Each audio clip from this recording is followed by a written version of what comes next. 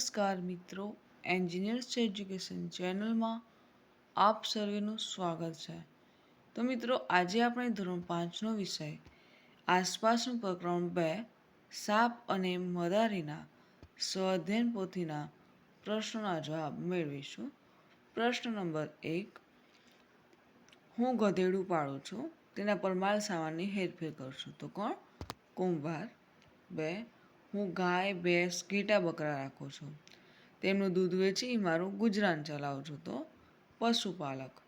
3, રણમાં મુસાફરી માટે મારો ઉપયોગ કરવામાં આવે છે. તો ઊંટ.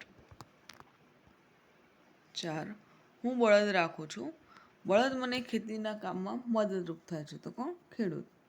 5, મને ઘરની ચોકી કરવા માટે પાળવામાં આવે છે. તો કોણ? કૂતરો.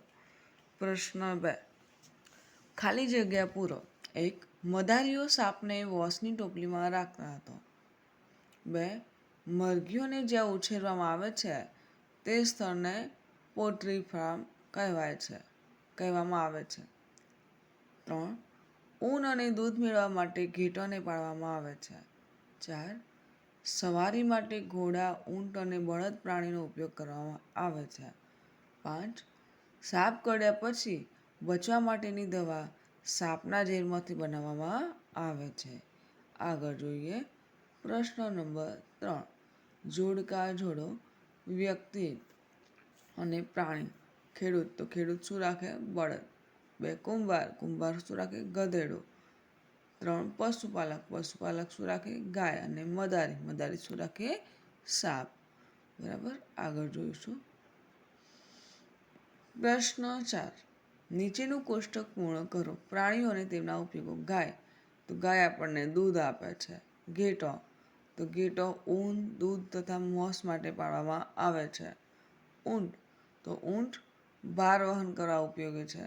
ઘોડો સવારી કરવા અને ભાર વહન કરવા ઉપયોગી છે.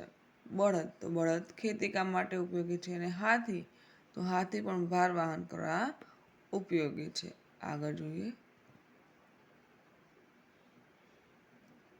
પ્રશ્ન 5, પ્રશ્નોના જવાબ લખો. પ્રશ્ન 1, તમે સાપને જોયો છે?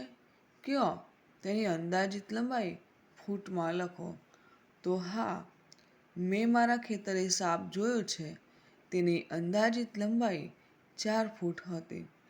પ્રશ્ન 2, સાપ ખોરાક કેવી રીતે લે છે? તો સાપ પોતાના ખોરાકને ગળી જાય છે.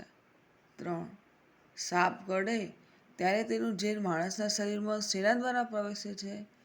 તો સાપ કરડે ત્યારે તેનું ઝેર માણસના શરીરમાં સાપના દોત દ્વારા પ્રવેશે છે. પ્રશ્ન 4, સાપને કેટલા દાંત હોય છે? તો સાપને 2 ઝેરી દાંત હોય છે. પ્રશ્ન 5, પ્રાણી દ્વારા મદારીઓ પોતાનું ગુજરાન કેવી રીતે ચલાવતા હતા?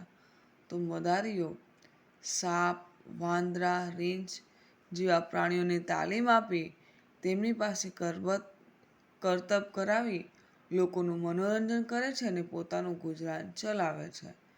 પ્રશ્ન 6, સાપને ખેડૂતોનો મિત્ર કેમ કહેવામાં આવે છે? તો ખેડૂતના પાકને સૌથી વધુ નુકસાન ઉંદર પહોંચાડે છે. સાપ આ ઉંદરને ખાઈને ખેડૂતની મદદ કરે છે. આથી સાપ ખેડૂતોનો મિત્ર કહેવાય છે. પ્રશ્ન 7, કયા પ્રાણીનો ઉપયોગ મનોરંજન માટે કરવામાં આવતો હતો? તો સાપ, વાંદરા, સસલા તથા રીંછનો ઉપયોગ મનોરંજન માટે કરવામાં આવતો હતો. આગળ જોઈએ પ્રશ્ન 8, કયા પ્રાણીઓને દૂધ મેળવવા માટે પાળવામાં આવે છે? તો ગાય, ભેંસ, ઘેટાં, બકરા તથા તિબેટ વિસ્તારમાં યાક જેવા પ્રાણીઓ દૂધ મેળવવા માટે પાળવામાં આવે છે. પ્રશ્ન 9, પ્રાણીઓ પર નિર્ભર રહી કોણ પોતાનું ગુજરાન ચલાવે છે? તો પશુપાલકો, ખેડૂતો, સર્કસવાળા, મદારીઓ તથા ભાર વહન કરનાર લોકો પ્રાણીઓ પર નિર્ભર રહી પોતાનું ગુજરાન ચલાવે છે. પ્રશ્ન 10, તમે કયા પ્રાણીઓના ખેલ જોયા છે? તો મેં સાપ, વાંદરા તથા રીંછના ખેલ જોયા છે તથા પ્રાણી સંગ્રહાલય ડોલ્ફિન અને શાર્કના ખેલ પણ મેં જોયા છે. પ્રશ્ન 11, સર્કસમાં કે અન્ય જગ્યાએ મનોરંજન માટે ઉપયોગમાં લેવાતા પ્રાણીઓને કેવી તકલીફો પડતી હશે? તો સર્કસમાં કે અન્ય જગ્યાએ મનોરંજન માટે ઉપયોગમાં લેવાતા પ્રાણીઓને રહેવા માટે પૂરતી જગ્યા મળતી નથી. તેમને પૂરતો અને પોષણક્ષમ આહાર આપવામાં આવતો નથી. તાલીમ આપવા માટે ચાબૂકનો માર પડે છે. કેટલાક પ્રાણીઓને ઇલેક્ટ્રિક શોક પણ આપવામાં આવે છે. આમ તેની સંપૂર્ણ સ્વતંત્રતા ખોરવાઈ જાય છે. આગળ જોઈએ પ્રશ્ન 12. તમને કોઈ પ્રાણીઓની જેમ ખેલ કરાવે તો તમને કેવી તકલીફ પડે તે વિચારીને લખો. તો તાલીમ વખતે શારીરિક તકલીફ થાય. ચાબૂકનો માર સહન કરવો પડે. ખેલ બતાવતી વખતે માનસિક ત્રાસ અને ઈજાઓ સહન કરવી પડે. લોકોની મશ્કરી સહન કરવી પડે. પૂરતું અને પોષણક્ષમ ખાવાનું ન મળે. સર્કસવાળા સંચાલકો અપમાનિત કરે તે સહન કરવું પડે. તો બાળ દોસ્તો, અહીં આપણો વિડીયો પૂર્ણ થાય છે. તો જો આપને મારો વિડીયો ગમે હોય તો વિડીયોને લાઈક કરો, શેર કરો અને મારી ચેનલ એન્જિનિયર્સ એજ્યુકેશનમાં જો આપ નવા હોય અને હજુ સુધી મારી ચેનલને સબસ્ક્રાઈબ ના કરી હોય તો મારી ચેનલને સબસ્ક્રાઈબ કરો અને જોતા રહો એન્જિનિયર્સ એજ્યુકેશન ચેનલના નવા વિડીયો. મારો વિડીયો સંપૂર્ણ જોવા બદલ આપ સર્વેનો આભાર.